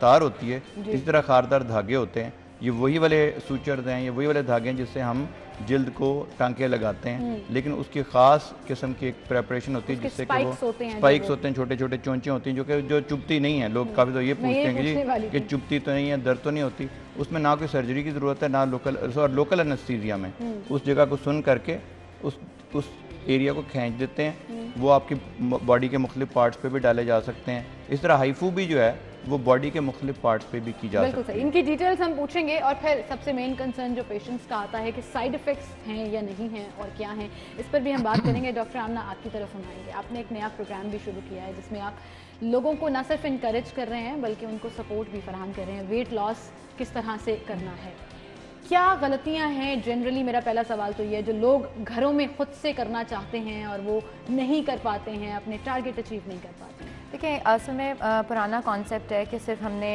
सिर्फ खुद से खाना बंद कर दिया और या थोड़ी बहुत एक्सरसाइज कर ली या बहुत ज़्यादा एक्सरसाइज कर ली तो वेट लॉस कर लिया। समटाइम्स ये होता है कि आपके हार्मोनल इम्बैलेंसेस होते हैं। अब मॉर्बिड ओबेसिटी है, यानी आप बहुत ज़्यादा ओबीस हैं, बहुत ज़्यादा ओवरवेट हैं, तो वो लोग डीमोटिवेटेड होते हैं, ठीक है, उनको मोटिवेशन की ज़रूरत होती है। इसमें कोई एक फैक्टर नहीं है कि मेन फैक्टर वही रहता है कि आपने खाना बंद किया, यानी आपने जो कैलोरिक इनपुट है, जो जितना आप खा रहे हैं उसको आपने यूटिलाइज़ करना है, उसको आपने इस्तेमाल करना है। तो जितनी खुराक आप खाएंगे, जितनी नंबर ऑफ़ कैलोरीज आपके अंदर जा रही हैं वो बर्न होनी चाहिए, वो आपकी बॉडी की कंज्यूम होनी चाहिए, तो आप वेट गेन नहीं करेंगे। और अगर आप कम खाएंगे और आपकी बॉडी में डेफिसिट होगा, यानी कैलोरीज की कमी होगी, तो आप अपना फैट बर्न करेंगे, उसको कंज्यूम करेंगे। तो कॉन्सेप्ट तो वही रहता है, लेकिन अब इस कॉन्सेप्ट के साथ बहुत सारी और साइंस की रिसर्च के साथ साथ ओवर द ईयर्स हमें पता चलना शुरू किया कि बहुत सारी पेचीदगियाँ भी हैं, लोग खुद से कर नहीं पाते। उसमें बहुत सारे फैक्टर्स हैं, डीमोटिवेटेड होते हैं, उनसे खाना बंद नहीं होता, हंगर क्रेविंग्स होती हैं। आजकल के जो हमारे फूड्स हैं वो हमें स्टिमुलेट करते हैं कि हम और खाएं, जैसे जो प्रोसेस फूड्स हैं और आर्टिफिशियल फूड्स हैं वो हमारे ब्रेन में ऐसे केमिकल्स रिलीज़ कराते हैं जिससे हमें सेटिस्फैक्शन मिलती है, ठीक है। और जब वो सेटिस्फैक्शन मिलती है तो हम रूटीन में अगर कोई शुगर्स कंज्यूम कर रहे हैं, प्रोसेस फूड्स कंज्यूम कर रहे हैं, कैंड ड्रिंक्स कंज्यूम कर रहे हैं, आर्टिफिशियल फ्लेवर्स, चॉकलेट्स, इसमें बहुत सारे प्रोसेस फूड्स जो शुगर्स होती हैं वो कंज्यूम कर रहे हैं, तो हमें एक सेटिस्फैक्शन मिलती है। और वो जो सेटिस्फैक्शन है वो फिर हमें और किसी चीज़ से मिलती नहीं है। वो सेटिस्फैक्शन को, उस मेंटल लेवल को अटेन करने के लिए लग रहा है मुझे हम किसी नशावर चीज़ हमें की वो बात कर रहे हैं, फूड, क्योंकि ये वो देखिए ये लेटेस्ट रिसर्चर्स, जैसे हम कहते हैं कि कंप्यूटर्स आजकल हमारी एडिक्शन है, PS4 बच्चों की एडिक्शन है, ये सब चीज़ें मोबाइल फोन एडिक्शन है। इसी तरह ये फूड्स भी जो हैं दे आर एन एडिक्शन। इनको डाइट में से कट डाउन करना हमारे लिए आसान नहीं होता। उसके बाद ये कि एक हद तक आप खुद से, एक नॉर्मल बंदा है वो कहता है मैं इतना वेट कम कर लेता हूँ, लेकिन जो है ना मैं उसको मेंटेन नहीं कर पाता। हमारा कॉन्सेप्ट ये है कि आज डाइटिंग की, 5 kg वजन कम कर लिया, उसके बाद हम फिर जो मर्जी खाते रहें। कॉन्सेप्ट ये है कि you have to modify your lifestyle. और हम बेसिकली अपने क्लिनिक पे जो प्रोग्राम्स रन करते हैं उसको हम बेसिकली लाइफस्टाइल मॉडिफिकेशन प्रोग्राम्स बोलते हैं, सिर्फ वेट लॉस प्रोग्राम नहीं बोलते, जिसमें हम पेशेंट की हिस्ट्री, डिटेल्स, उसकी आदत, हर चीज़ को अंडरस्टैंड करने के बाद उसको एक ट्रैक पे लगाते हैं कि भाई आपको, अगर आप खाना बंद कर सकते हैं लेकिन आपको हमारी डाइट की हेल्प की ज़रूरत है, तो हम प्लान्स बना के देते हैं। अगर कोई बहुत ज़्यादा ओबीस है और वो कहता है कि जी मैं खुद से कंट्रोल नहीं कर पाता, खाने को कंट्रोल नहीं कर पाता, तो उसके लिए गैस्ट्रिक बलूनिंग की ऑप्शन अवेलेबल है, जिसका मतलब बेसिकली ये है कि हम मैदे में एंडोस्कोपी के थ्रू मैदा चेक करके एक बलून इंट्रोड्यूस कर देते हैं जिसमें खास एक फ्लूइड भर देते हैं, उसने फिल कर तो दिया समझ और लें बाकी आप कि 50 to 80% ऑफ स्टमक जो है, जो आपका मैदा है, उसको हम ऑक्यूपाई कर देते हैं उस बलून के साथ।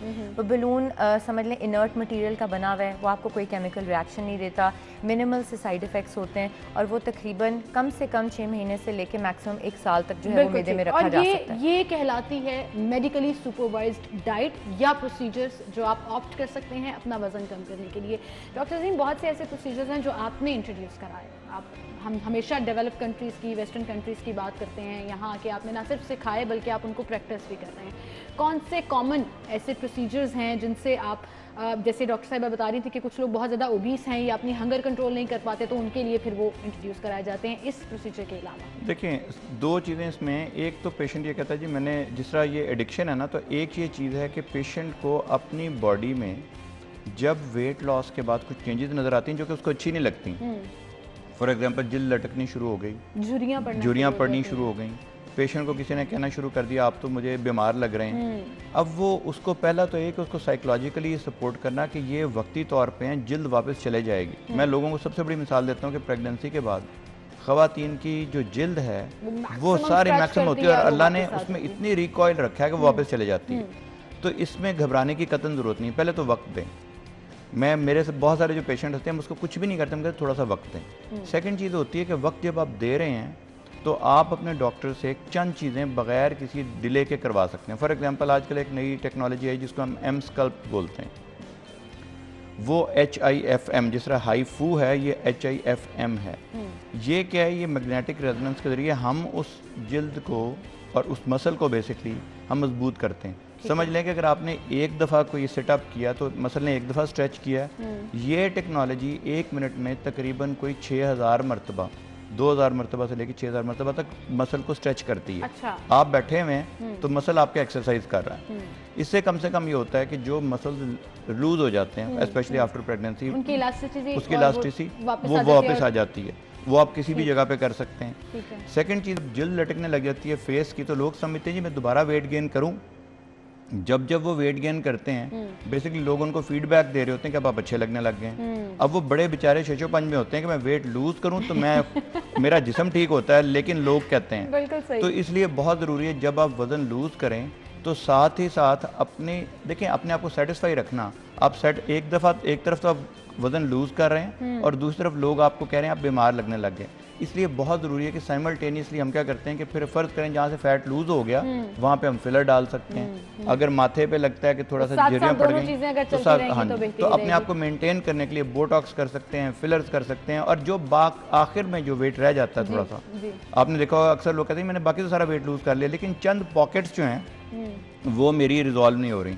उसके लिए लाइपोसक्शन जो है और माइक्रो लाइपोसक्शन जिसको हम टुमेसेंट लाइपोसक्शन कहते हैं, जो बेहोश किए बगैर गनूदगी में की जा सकती है, वो और एक बहुत अच्छा ऑप्शन है। प्रोसीजर भी चेंज हो गया कि it's not a surgical liposuction, आप लिमिटेड एरियाज़ पे, टारगेटेड एरियाज़ के ऊपर भी करवा सकते हैं। और डॉक्टर साहब एक जो बड़ा इशू होता है कि अक्सर लोगों को लगता है, डॉक्टर आमना आपसे भी इस पर कमेंट लूँगी कि मुझे वज़न कम नहीं करना, आई एम परफेक्टली फाइन, लेकिन मेरा मुंह बहुत बड़ा लग रहा है, मेरी चीक्स बहुत चब्बी लग रहे हैं या चिन बहुत बाहर आ गई है, तो वो टारगेटेड एरिया को कम करने के लिए क्या किया जा सकता है? और मैं हंस इसलिए रही हूँ कि आजकल मेरा भी ये मसला है। देयर आर डेज जब मुझे लगता है मेरा मुंह बहुत बड़ा लग रहा है, देयर आर डेज मुझे लगता है मुंह नॉर्मल है, ऐसे मुझे ज़्यादा फील हो रहा है। तो वो भी साइकोलॉजिकली जो आप डिसाइड नहीं कर पाते हैं वो भी हम इनसे जानेंगे। थोड़ी सी ब्रेक लेते हैं, दोबारा हाजिर होंगे।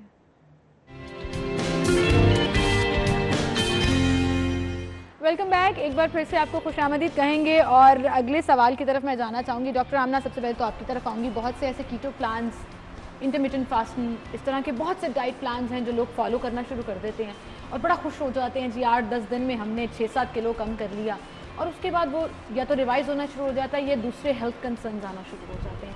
इज़ इट हेल्दी कि आप इन प्लान्स को फॉर 10 डेज़ 15 डेज़ फॉलो कर लें?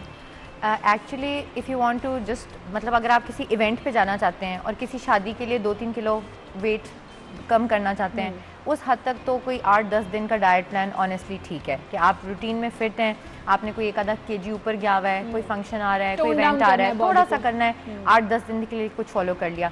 लेकिन अगर आपने उसको फिर वही बात के जो मोटे लोग हैं, ओबीस हैं, वो वज़न कम करना चाहते हैं और उसको ज़िंदगी भर के लिए उसी जो कम किया हुआ वेट है उसको मेंटेन करना चाहते हैं, तो लाइफस्टाइल मॉडिफिकेशन ज़रूरी है। अब लाइफस्टाइल मॉडिफिकेशन के लिए आप डिफरेंट प्लान्स फॉलो कर सकते हैं, लेकिन प्लान ऐसा होना चाहिए जो कि आप लॉन्ग टर्म उसको फॉलो कर सकें, ठीक है। अब जिसमें जो इस वक्त दुनिया की जो रिसर्च कहती है वो कहती है कि जी जो 2-3 तरह की लाइफस्टाइल मॉडिफिकेशंस हैं या जो quote and quote diet plans हैं वो हेल्प करते हैं, जिसमें मेडिटेरेनियन डाइट को फॉलो करना वो हेल्दी है। अब वो क्या होती है? बेसिकली यही है कि आपने होल फूड्स खाने हैं, ठीक है। आप अपनी कैलोरी काउंट को मॉनिटर करें, घर में जितने भी लोग खुद से करना चाह रहे हैं उनको कैलोरी काउंट मॉनिटर करनी चाहिए और शुरू में होल फूड्स पे फोकस करना चाहिए। आइडियली हम एज ए डॉक्टर मैं ये एडवाइस करूँगी कि जब आप लॉन्ग टर्म वज़न कम करना चाहते हैं तो आप medical assisted weight loss programmes जो लोग ऑफर करते हैं उनके पास जाएं। मैं ये पूछना चाह रही थी, उसकी हाँ जी मैं वजह बता देती हूँ। देखिए खुद कर लिया आप नहीं, हर कर लिया, लेकिन देखें एक साइंस है, उसके पीछे बहुत सारे फैक्टर्स हैं, इल्म होता है जो कि नॉलेज एक्यूमुलेट होकर डॉक्टर आपको बहुत सारी चीज़ें ट्रांसफ़र नहीं करता, वो अपने नॉलेज और अपनी स्किल, अपने ज़िंदगी के तजुर्बे का निचोड़ निकाल के एक डाइट प्लान आपके सामने रखता है। मरीज़ समझता है कि ये डाइट प्लान तो मैं खुद भी बना सकता हूँ, यस, लेकिन जब आप फंसेंगे, आपके बाल गिरना शुरू हो जाएंगे, आपकी स्किन ख़राब होना शुरू हो जाएगी, आपको कोई कॉन्स्टिपेशन होना शुरू हो जाएगी, किसी को किसी चीज़ से डायरिया होना शुरू हो जाएगा, तो उनको वो चीज़ जो है वो फिर समझ में नहीं आती कि इसको कैसे मैनेज करना है। तो सोशल मीडिया पर हर वक्त चल रहा होता है ये प्लान बुरा है, ये प्लान बुरा है, मुझे ये हो गया, मुझे हो गया, हर कोई एक दूसरे को मशवरे दे रहा है। यार आप जाके प्रोफेशनल से हेल्प लें। लॉन्ग टर्म जब आपने लाइफस्टाइल मॉडिफिकेशन करनी है और वेट लॉस करना है तो you will always need the help of a professional, और ऐसी डाइट को फॉलो करें जो आपको लॉन्ग टर्म हेल्प करेगा। अब हम क्या करते हैं, हम आपको पहले थोड़ी मतलब लो कैलोरी काउंट पे रख के आपकी पसंद के मुताबिक शुरू के प्लान्स बना के देते हैं, जो कि आपको आहिस्ता आहिस्ता लगता है कि अच्छा मैं अपनी रूटीन का खाना खा रहा हूँ, सिर्फ 2-3 चीज़ें मिसिंग है। उसके बाद आहिस्ता आहिस्ता आपको हेल्दियर, मजीद हेल्दियर ऑप्शंस पे शिफ्ट करके आपको खाने का तरीका सिखा देते हैं कि यार मैंने इतनी कैलोरीज खानी है, हेल्दी खानी है, ये वाले फूड्स मैंने कम्प्लीटली अवॉइड करना है। एकदम से आप फार्मूला 1 चलाना शुरू कर देंगे तो आपको समझ नहीं आएगी ड्राइविंग क्या है। आपको बेसिक स्टेप से आहिस्ता आहिस्ता उस ट्रैक पर लेकर आना है और ये तमाम वो चीज़ें हैं जो एक डॉक्टर हैंडल कर सकते हैं, हम ऑनलाइन गूगल पर पढ़ के, फेसबुक पे पढ़ के, इंस्टाग्राम पे फॉलो करके नहीं और कर सकते। स्टैग्नेंट हो जाता है ना वेट। देखिए हाँ। वेट स्टैग्नेंट हो गया, अब वेट स्टैग्नेंट हो रहा है, फिर आपको समझ नहीं आ रहा कि अब मैंने क्या करना है। और वो 2 वीक्स के बाद हो जाएगा, 3 वीक्स के बाद हो जाएगा। वाई? बिकॉज बॉडी एक चीज़ के यूज टू हो जाती है। आपने वो शुरू में क्रैश किया, उसने रिस्पॉन्ड किया, आपका वाटर वेट था वो शेड हो गया, उसके बाद कुछ फैट बर्न हो गया, उसके बाद you're stalling, you're stuck, you don't know what to do. Variation जो आपको डॉक्टर से ही मिल सकती हैं, and there are professionals for a reason कि वो आपको एक्चुअली पूरा लॉन्गर टर्म प्लान जो है वो फॉलो करा के लाइफस्टाइल मॉडिफिकेशन की तरफ जाते हैं। डॉक्टर साहब, जैसे अभी हम बात कर रहे थे, ब्रेक पर जाने से पहले मैं उस टॉपिक पे आपसे बात करना चाहूँगी कि अक्सर लोगों को लगता है कि उनको वज़न कम करने की ज़रूरत नहीं है, वो स्लिम स्मार्ट बिल्कुल ठीक है, they are happy with their body, लेकिन मुंह बड़ा हो गया, चीक स्पॉट चबी हो गए, इस तरह से पर्टिकुलर किसी एक चीज़ को फोकस करके उसको सॉर्ट आउट किया जा सकता है? हाँ जी, ये बल्कि और भी ज़्यादा आसान है। उसकी वजह ये कि इसमें तो बिल्कुल भी कोई सर्जरी की ज़रूरत ही नहीं होती। 90% ये होता है कि जब आपका मुंह छोटा होता है, जब आपका फैट लूज हो जाता है, तो आपके मसल कुछ प्रोमिनेंट हो जाते हैं। जिस तरह जो साइड के मसल है आपके, काफ़ी बार लोगों को रात में दांत चबाने की आदत होती है, गुस्से में नहीं वैसे भी चबाते हैं तो वो क्रिच की आवाज़ें आती हैं। बिल्कुल, और वो जो है वो काफ़ी कुछ लोगों को ज़ोर से चबाने की आदत होती है। तो हमारे जो मसल्स हैं, जिस तरह बॉडी बिल्डिंग बॉडी के मसल्स की होती है, फेस के भी चंद मसल हैं जिनकी बॉडी बिल्डिंग हो जाती है।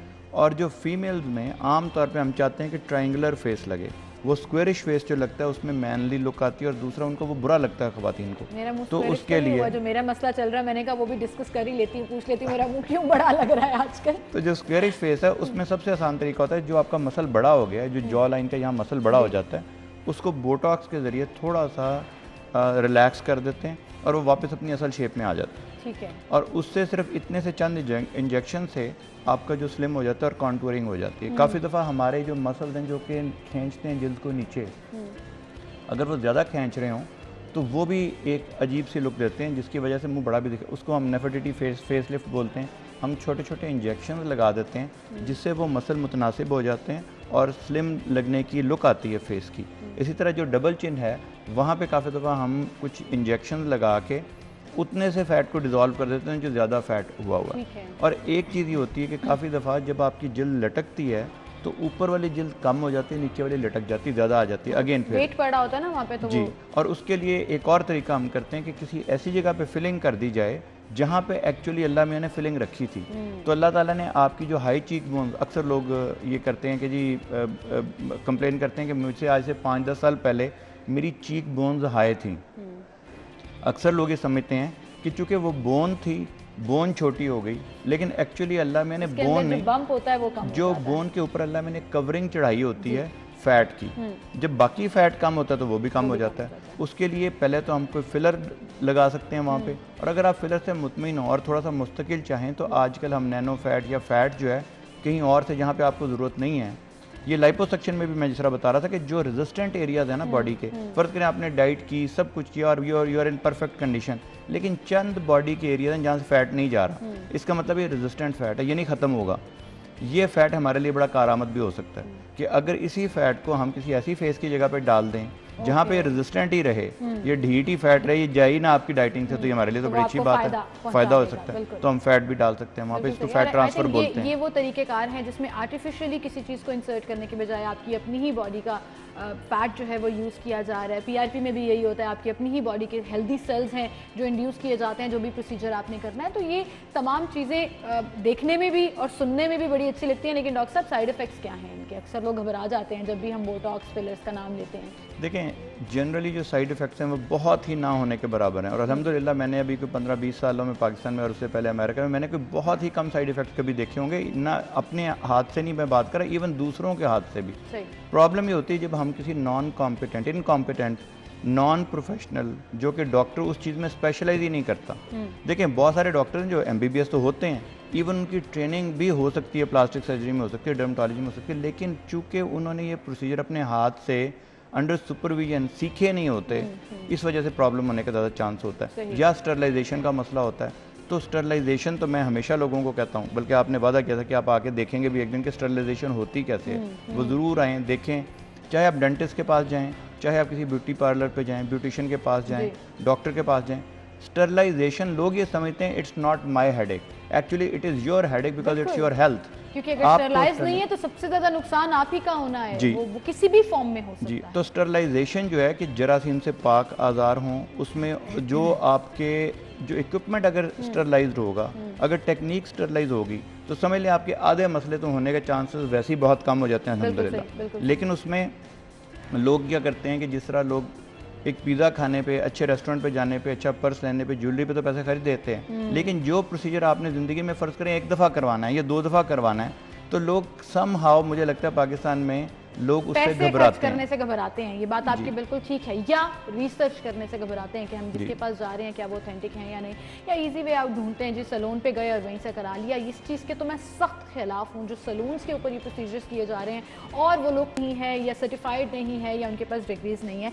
डॉक्टर आमना, आपकी तरफ में आऊँगी। आपके इस प्रोग्राम में जनरल अब अगर हम अवेयरनेस की बात करें तो कैसे लोग आ रहे हैं, मोस्टली उनके मसाइल क्या है और कैसे हल किया जाता है, मतलब मेजर परसेंटेज अगर आप वेट लॉस के बारे में बात करें, देखें वेट लॉस में मोस्टली तो ये होता है कि लोग यही कंप्लेन करते हैं कि ना मुझे कम वज़न खुद से कम करना नहीं आ रहा, या मैं वज़न कम कर लेती हूँ एक महीने के लिए, 1 महीने में कम हो जाता है लेकिन मैं उसको मेंटेन नहीं कर पाती। ज़्यादातर फीमेल्स आ रही हैं या मेल आ रहे हैं? एक्चुअली दोनों तकरीबन सेम रेशो होता है, लेकिन ऑफ कोर्स हमारी सोसाइटी में ख़वातीन इस प्रेशर से ज़्यादा गुजरती हैं कि उन्होंने पतले दुबले स्लिम, हाँ जी, इसलिए क्योंकि हार्मोनल चेंजेस हैं, उन्होंने बच्चे पैदा करने हैं, वापस अपने नॉर्मल साइज़ में जाना है, यू नो रिपीटेडली बेचारी एक प्रोसेस से गुजर रही होती हैं, फिर हार्मोनल चेंजेस हैं, every month they go through a you know surge of hormones, ऊपर जा रहे हैं नीचे आ रहे हैं, तो ऑफ कोर्स वो रोल प्ले करते हैं। फिर 40 के बाद 35 के बाद हमारा मेटाबॉलिज्म स्लो होना शुरू हो जाता है, फिर मेनोपॉज के करीब करीब और तो वज़न चढ़ता है ख़वातीन में एक नेचुरल वे में। मेल्स में क्योंकि उनके हार्मोन्स इस तरह के होते हैं कि उनके मेटाबॉलिज्म फास्ट होता है, तो उनमें इतनी जल्दी इतनी आसानी से वज़न गेन उस तरह से नहीं होता। अदर दैन दैट कि जो लोग जेनेटिकली ससेप्टेबल हैं, अब तो जीन्स भी आइडेंटिफाई हो गई हुई हैं जो कि बताती हैं कि जी इस बंदे में ये जीन है तो इसका वज़न ज़्यादा होना एक नॉर्मल बात है, इसका कसूर नहीं है, ये जेनेटिकली इसमें प्रॉब्लम था। हिस्ट्री है जो मैटर करती है जब आप डॉक्टर को जाकर देखते हैं। डॉक्टर आमना, लेकिन हमें एक साइकोलॉजिकली बड़ा सुकून चाहिए होता है कि इतने दिन का प्रोग्राम है और उसके बाद हम ठीक हो जाएंगे, ये टाइम पीरियड है। जैसे मैं आप लोग नॉर्मली, हाँ, मैं पेशेंट को ये कहती हूँ कि जी फर्स्ट वीक टू वीक हम चलते हैं, हम इनकरेज करते हैं कि हफ्ते में 2 दफ़ा जो है वो विज़िट करें। उसकी रीज़न ये होती है कि एक मोटिवेशन और पेशेंट को ट्रैक पे रखना। जिस बंदे को सारी ज़िंदगी वो अपनी रूटीन से जो दिल चाहा सामने पड़ा नज़र आया वो खा लेता है, वो एक उसको ट्रैक पे चलाना बहुत मुश्किल होता है, उसको मोटिवेटेड रखना बहुत मुश्किल होता है। और ये मैं अपने पर्सनल एक्सपीरियंस से कहती हूँ क्योंकि I was healthy as a child, maybe you can call me obese also, तो मैंने खुद से ये सब चीज़ें अपने शौक़ से सीखे, वज़न कम अपना खुद किया और फिर पूरी ज़िंदगी मेनटेन किया। इसीलिए मैं लोगों की इस लाइफस्टाइल को चेंज करने में मैं बहुत समझ ले मेरे बहुत दिल से ये निकलता है कि मैं लोगों की हेल्प करूं। इंस्पिरेशन होंगी फिर ऑब्वियसली, तो जब आप खुद हमें बेसिकली जो है उनको ट्रैक पे रखना है। और एवरी वीक हमारा गोल होता है कि एनीवेयर बिटवीन 1.5 to 2 kg जो है ना वो हम शुरू में लूज़ कराते हैं। हमारे पेशेंट्स जो हैं वो एवरेज फर्स्ट मंथ में एनीवेयर बिटवीन समझ लें 7-8 पाउंड, जो कि आपके 3 kg से लेके 5 kg तक बनता है, वो लूज़ करते हैं। इससे ज़्यादा मेरे ख्याल में जो है वो डेंजरस होता है। ये भी हम ज़्यादा हद पे लेके जा रहे होते हैं क्योंकि जब पेशेंट आता है वो सेटिस्फैक्शन चाहता है कि पहले महीने में मुझे कुछ नज़र तो आना चाहिए। लेकिन ये ऐसे नहीं है कि फिर आपको सारी ज़िंदगी ही इंस्ट्रक्शंस फॉलो करनी पड़ती हैं।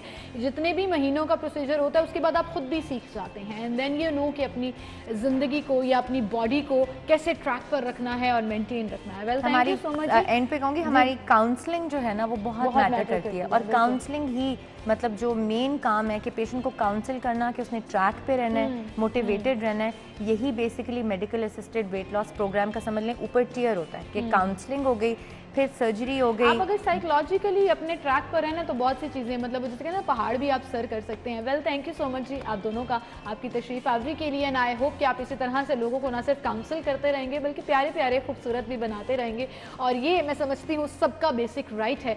और आपके पास इतने ज़बरदस्त प्रोसीजर्स, जैसे डॉक्टर अजीम कहते हैं लंच टाइम प्रोसीजर्स अवेलेबल हैं, तो वाई नॉट, आप इतनी मेहनत करते हैं, सब कुछ जो है वो पूरा करने की कोशिश करते हैं, तो कुछ अपने ऊपर भी टाइम स्पेंड करना चाहिए, अपने लिए भी कुछ ना कुछ टाइम निकाल लेना चाहिए। एनीवेज जी, we are taking a short break, दोबारा हाजिर होंगे, हमारे साथ रहिए।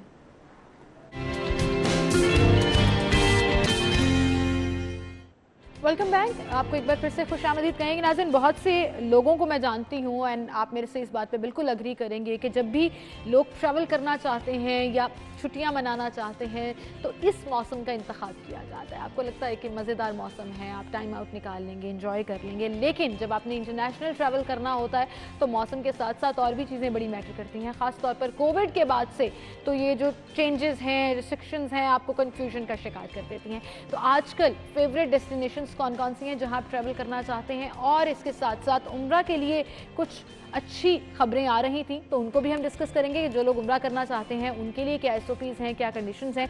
Head of travel 92 Naveed Malik साहब हमारे साथ मौजूद हैं, उन्हें हम खुशामदीद कहेंगे। अस्सलाम वालेकुम मलिक साहब। आप जब भी आते हैं ना, मेरा बड़ा भी ये फेवरेट टॉपिक होता है क्योंकि मैं हमेशा लोगों को इनकरेज करती हूँ कि थोड़ा सा टाइम आउट निकालना चाहिए, छुट्टी मनानी चाहिए, और फिर मैं कभी कभी खुद भी उदास हो जाती हूँ कि मुझे छुट्टी नहीं मिलती। लेकिन अब जो लोग प्लान करना चाह रहे हैं, सबसे पहला सवाल तो यही है, फेवरेट डेस्टिनेशंस आजकल कौन कौन सी हैं आजकल के मौसम में? आजकल के वेदर में सबसे जो फेवरेट हॉट डेस्टिनेशन है वो UAE है। अच्छा। वेदर बड़ा अच्छा होता है वहाँ पर जाने के लिए और एक्सेस इजी है वहाँ पे थोड़ा सा, प्लस एक्सपो है वहाँ पे आजकल ऑन है।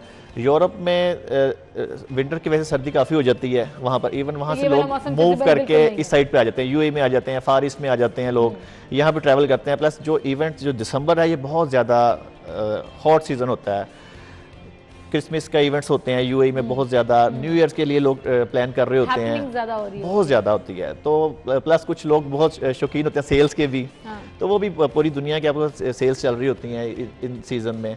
तो UAE में बहुत ज़्यादा हो रहा है। उसके अलावा लोग ट्रैवल कर रहे हैं, यूरोप के लिए भी कर रहे हैं, मगर इस सीज़न में ना स्टूडेंट्स की सारी रिटर्न वापसी हो रही होती है क्योंकि विंटर्स वहाँ पे हॉलीडेज स्टार्ट हो जाती हैं, तो उसकी वजह से स्टूडेंट्स वापस अपने अपने डेस्टिनेशन पे आ रहे होते हैं। मगर मोस्ट जो अपना लोग ट्रैवल कर रहे हैं वो UAE के लिए होता है। लेकिन अगर जिन लोगों ने UAE देखा हुआ है और वो नहीं जाना चाह रहे दोबारा वहाँ ट्रैवल करने के लिए, उसके अलावा उसके अलावा अभी जनवरी में मैंने लास्ट टाइम भी अर्ज किया था कि जनवरी में ये फार ईस्ट स्टार्ट हो रहा है, थाईलैंड स्टार्ट हो रहा है जनवरी में, वो लोग काफ़ी ट्रैवल करते हैं। उसके अलावा मलेशिया, सिंगापुर, ये सभी जनवरी में स्टार्ट हो जाएंगे। मगर इस वक्त फिलहाल वेदर के अकॉर्डिंग जो है वो सबसे बेस्ट जो है UAE है, और दुबई जो है बिल्कुल बिल्कुल। मैं गुफ्तगू का सिलसिला हम आगे बढ़ाएंगे। अब फिर अगला सवाल ये आ जाता है कि अगर आपने डेस्टिनेशन सेलेक्ट कर ली है तो एक्सपेंसिव है या थोड़ा सा कमी वाकई हुई है, क्योंकि कोविड के बाद हमने देखा था कि प्लेन फेयर्स जो हैं वो बहुत ज़्यादा बढ़ गए। देखिए बिल्कुल ऐसा ही हुआ है, कोविड के बाद तो जो फेयर्स थे वो ऑलमोस्ट डबल हो चुके हैं हर जगह के लिए। प्लस हमें इफेक्ट करता है डॉलर्स का रेट भी, डॉलर के रेट जैसे, क्योंकि हर प्राइस जितनी भी टिकट्स की प्राइस होती है वो डॉलर्स में हमारे पास कन्वर्ट होकर आती है। डॉलर ऊपर जा रहा है, एयरलाइंस अपने फेयर बढ़ाती रहती हैं, तो लिहाजा अगर आप देखेंगे लास्ट ईयर से आज के दिन में आप चेक करें तो आपको हर फेयर डबल मिलता है। कहीं भी जाने के लिए आपने UAE की 50,000 से आपको 1 लाख की टिकट मिलती है, UK की जो टिकट थी वो आपको 100 से अब वो अपना 200 पे चली गई है, तो तकरीबन हर फेयर डबल हो चुका है। मगर उसके बावजूद लोग ट्रैवल कर रहे हैं क्योंकि 2 साल से लोग बिल्कुल बाउंड थे। 1.5 से 2 साल से लोगों ने कहीं जब ट्रैवल नहीं किया तो ऑब्वियसली अब उन्होंने निकलना था, इसलिए ट्रैवलिंग भी पीक पे है और फेयर भी बहुत ज़्यादा है जी, मगर फेयर के साथ एडजस्टमेंट करनी पड़ती है लोगों को। अच्छा, ट्रैवल 92 क्या पैकेजेस ऑफर करता है जहां लोग सिर्फ टेंशन फ्री होकर जाना चाहते हैं कि 1 हफ्ते का प्लान करना है, 10 दिन का प्लान करना है, होटल बुकिंग से लेकर ट्रैवलिंग स्पॉट्स तक आप पूरा पैकेज जो है वो लोगों को प्रोवाइड? जी बिल्कुल। हम जो है कि अगर तो ये विंटर सीज़न है, अब हम इस्तांबुल जैसे टर्की को ऑफर कर देते हैं। टर्की में हम 6-7 डेज़ का अच्छा बेहतरीन प्लान करके देते हैं लोगों को। उसमें इकोनॉमिकल जो आपके होटल्स होते हैं, आपकी टिकट भी अच्छी होती है वो, मगर आपको ये प्लान 1.5 से 2 माह पहले करना पड़ता है क्योंकि वीज़ा टाइमिंग में भी आपको पता है कि अब वो जो 15 डेज़ था वो 30 डेज़ पे टाइम चला जाता है वीज़ा का भी, रश की भी वजह से। प्लस कुछ SOPs इतने स्ट्रिक्ट हो गए हुए हैं, आपको अपनी वो कंडीशंस पूरी करते करते ही टाइम लग जाता है। तो लिहाजा आजकल के सीज़न में अगर लोगों ने ट्रैवल करना है तो हम उन्हें बेहतरीन जो है वो 1 वीक के लिए UAE का करके न्यू ईयर का करके दे सकते हैं पैकेज हम उन्हें। अदरवाइज फरवरी जो सीज़न स्टार्ट होगा, फरवरी में आपके लिए बेतहाशा ऑप्शंस और भी आ जाती हैं।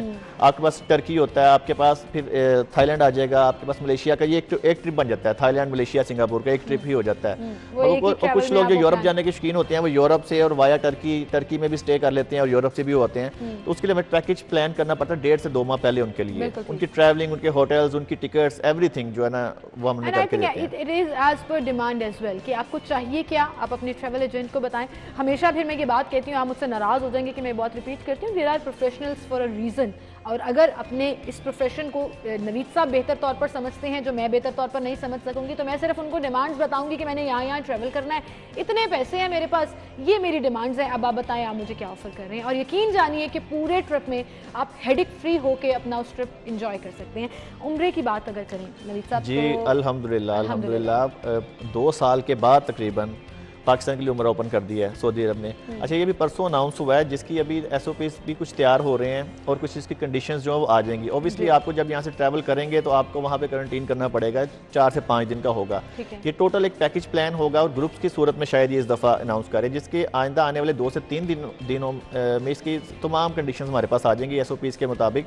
और रिस्ट्रिक्शंस जो हैं वो अभी तक सुनने में आ रही हैं कि लेस दैन 12 ईयर्स जो है वो ट्रैवल शायद ना हो और प्लस 60 तक वो ट्रैवल कर सकते हैं। मगर ये इंशाल्लाह आइंदा आने वाले चंद दिनों में 2 से 3 से 4 दिन तक ये मैक्सिमम एवरीथिंग हर चीज़ कंप्लीट होगी। और लोग जो 2 साल से उम्रा नहीं करने जा रहे थे, वो इतनी डिमांड होती है। आपको पता है कि पाकिस्तान से जो ट्रैवल होता है पूरी दुनिया का एक तरफ होता है और 40% जो ट्रैवल पाकिस्तान से वो सऊदी अरब के लिए होता है, उम्रा के लिए होता है, हज के लिए होता है। और फिर आप वेदर की जब मैं बात कर रही थी तो ये भी बड़ा परफेक्ट वेदर है उम्रा करने के लिए कि आप वहाँ जाएं, थोड़ा मौसम बेहतर होता है क्योंकि गर्मियों में आपको पता है वहाँ बहुत ज़्यादा गर्मी होती है। एनीवेज इस पर हम मज़ीद बात भी करेंगे। ऐसा तो नहीं होगा कि दोबारा से हम पाबंदियों की तरफ चले जाएंगे? नहीं, शुक्र है कि इस दफ़ा ये वेरिएंट जो स्टार्ट में हमें फील हो रहा था कि बहुत खतरनाक आ रहा है, कल WHO ने भी इसकी तस्दीक किया कि ये बहुत खतरनाक नहीं है, ये भी नॉर्मल वैसे इसका डेथ रेशो जो बहुत ज़्यादा नहीं हुई इस वेरिएंट के बाद। अफ्रीकी ममालिक पे पाबंदी लगी थी, सफरी पाबंदियाँ पाकिस्तान आने के लिए भी, और तमाम दुनिया ने भी उस अलावा लगा दी थी। कुछ सख्तियाँ हुई हैं, जैसे हम UK जाते हैं तो हमें 2 दिन के लिए क्वारंटीन करना पड़ता है वहाँ पे जाकर, कि हमें Day 2 का टेस्ट जब हम कंप्लीट कर लेते हैं, नेगेटिव टेस्ट आता तो हम आज़ाद हैं। निकल गए थे तो फिर अब ये 2 दिन का क्वारंटीन लाज़मी ये है अब UK में, सिर्फ UK में। पाकिस्तान से ट्रैवल कर रहे हैं तो कहीं दुनिया से बंदा UK में आ रहा है, उसके लिए उन्होंने मस्ट कर दिया ये। तो ये पाबंदी लगी है इस ओमिक्रॉन वेरिएंट के बाद लगी है। सही, लेकिन कोई बात नहीं, इंशाल्लाह will come out of it as well. हमने बहुत सी चीज़ों को फेस किया है और बेहतरी की तरफ भी गए हैं। लेकिन आप इंटरनेशनल फेयर्स की बात कर रहे थे, वहीं पर मैं डोमेस्टिक फेयर्स की बात करना चाहूँगी। डोमेस्टिक फेयर्स इतने डबल और इतने ज़्यादा क्यों हो गए हैं? इनको तो सस्ता करना चाहिए ताकि लोगों का रुझान इस तरफ आए, लोग ट्रैवल करें बाय। देखें, एयरलाइन का मौक़िफ़ ये है कि जी फ्यूल कॉस्ट जो वो बढ़ती जा रही है, जबकि अगर देखा जाए तो 7500 की टिकट थी 1 वे कराची के लिए, जो कि अब बढ़ के मिनिमम आपको अगर 4 से 5 दिन पहले मिले तो वो 15,000 की होती है। अगर आप नॉर्मली सेम डे, और अगर आप जैसे कल जाना चाह रहे हैं कल, तो आपको 25 से 30,000 की टिकट मिलती है। अब ये हुकूमत को चाहिए कि इस पर एक्शन ले। देखें, फ्यूल जो 140 से कोई 280 पे नहीं गया कि ये अपनी टिकट 7500 से 15,000 पे या 20,000 पे ले जाए। तो इस पर तमाम एयरलाइंस ने आपस में जैसे विका कर लिया हुआ है कि जी हम इस फेयर को इसी तरह से करेंगे। मैं आज चेक कर रहा था कि आज अगर किसी ने कराची से लाहौर आना है तो 35,000 की टिकट है आने के लिए। अब अगर कोई बंदा देखें, ये ट्रैवल कोई ने आसान बनाना चाहिए गवर्नमेंट को। अगर आप किसी बंदे ने आज इमरजेंसी में कहीं आना है या जाना है तो वो क्या करेगा?